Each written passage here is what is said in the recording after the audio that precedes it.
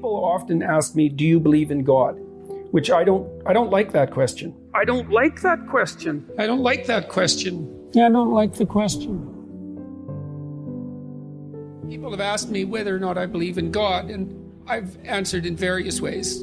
No, but I'm afraid he probably exists. That's view someone with love, then it's incumbent upon you to treat them as if they're valuable. And then the more you treat other people as if they're valuable, the better person you are. That just comes along for the ride in some sense. So none of that seems questionable to me. That seems solid. And so then maybe the more love you view other people with, the higher the moral demand that's placed on you. And then I would say too, well then, that's another reason why it's so important to be truthful and in some sense to be good, because it isn't obvious to me that you can withstand that moral load if you're compromised by too much sin. It's too much. And so the question is, what might constitute an alternative to that? And if there is an alternative, and you know, I learned a long while back, reading religious mythology mostly, that there is a difference between thinking and paying attention, and of the two, paying attention is much more important. It's not the same thing as thinking. Like when you pay attention, you're looking for what you don't know. Like you kind of detach yourself and you watch and you listen and you see if things are the way you think they are, and you hope they are, because life is easier if things are the way you think they are. But if you find out that they're not and you're paying attention, then you can weave and you can bob and you can adapt and you can learn. And so you have to learn to pay attention.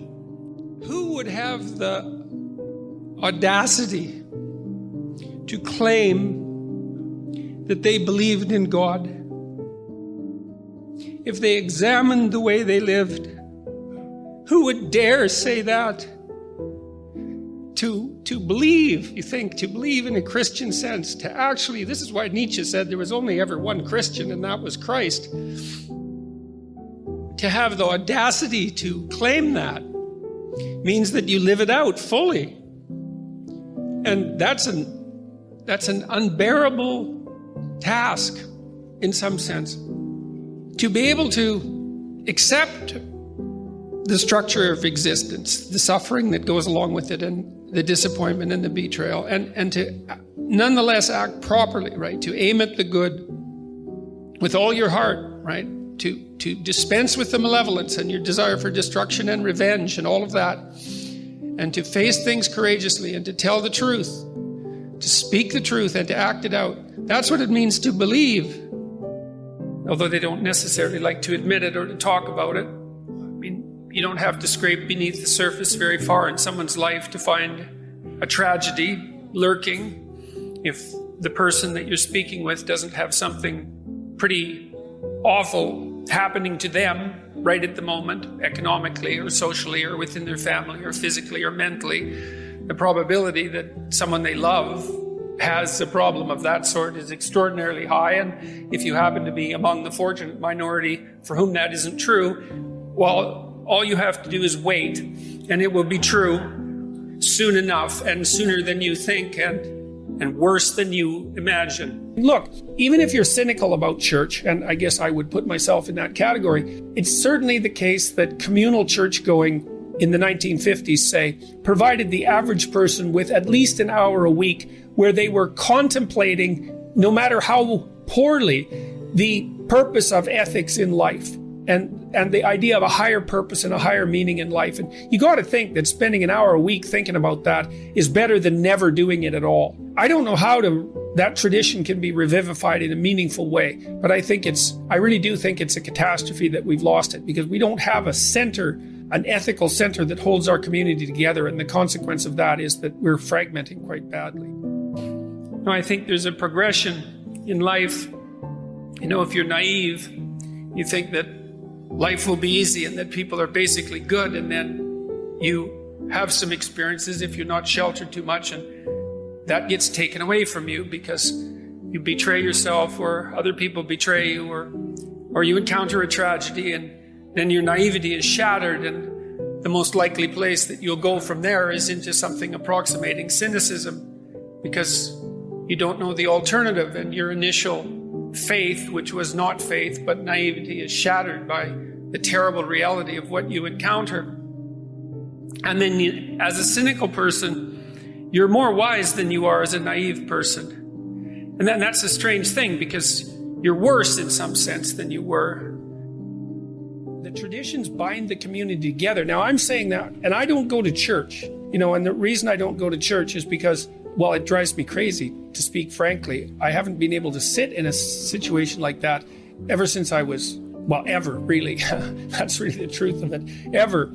I'm not convinced that that's a good thing, because I do believe, and I've had good conversations about this with Jonathan Pageau, I do believe that communal return to the source of the community's ethics is actually a necessary thing. And maybe I'm atoning for my past sins by doing these biblical lectures at the moment, which is something that's communal. And then, because there's also something about going where a bunch of other people are to reaffirm your commitment to the good that you're all aiming at, that's got some power in it. And I don't think that that's something that we should forego. I think it's dangerous. I mean, you're not as optimistic, and you're not as filled with hope, and your life is more difficult, and you're probably harder on other people and with more of a tendency towards cruelty. And none of that seems positive, but there's a wisdom in cynicism that the naive lack. But the problem is that cynicism is not a useful antidote to, let's say, tragedy and malevolence, because there are places that you go past cynicism as you approach wisdom. And it's wisdom that you need in order to fabricate yourself this sort of vessel that will keep you afloat during stormy times.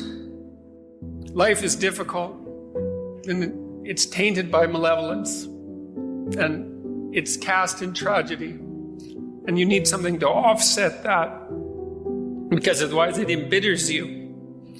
And if you're embittered, then you become vengeful and cruel. The missing praxis in Western Christianity, if you want to be a Christian, let's say, if you think that's necessary, it's not exactly obvious what you should do. You should go to church, but that's not enough, I don't think. I find it useful to contemplate the highest good on a continual basis. I'm trying to keep myself oriented in that direction. It's a religious orientation, fundamentally. It's an overwhelming orientation. But there's no escaping the questions of the ultimate meaning of life. I'm not an atheist anymore, because I don't look at the world that way anymore. I'm not a materialist anymore. I don't think the world's made out of matter. I think it's made out of what matters. It's made out of meaning. What we orient towards unconsciously, which means what captures our attention, is meaning, and it captures our attention before we know what it is. The brain acts as if the world's made out of information or made out of meaning. Don't waste your damn life, and then you think, well, why would people be resistant? To that message, it's like, well, you really want to wake up and figure out that you're wasting half your life, and when people do that kind of wasting, they actually hate it. I'm afraid of taking the next step forward because it's demanding and challenging. It's like, yeah, I'm afraid of that, but I'm way more afraid of where I might end up if I don't get my act together. That's what it means. It doesn't mean to state it. It means to act it out. And unless you act it out, you should be very careful about claiming it. And so I've never been comfortable saying anything other than I try to act as if God exists, because God only knows what you'd be if you truly believed. I mean, if you think about it in some sense, that's the central idea in Christianity, is that if you were capable of believing, it would be a transfiguring event, a truly transfiguring event. And I know people experience that to one degree or another, but we have no idea what the limit of that is. And we have no idea what the possibility is within each person if they lived a life that was maximally courageous and maximally truthful. Because maybe you're running at 60% or 70% or 20% and at cross purposes to yourself. God only knows what you'd be if you believed. And so,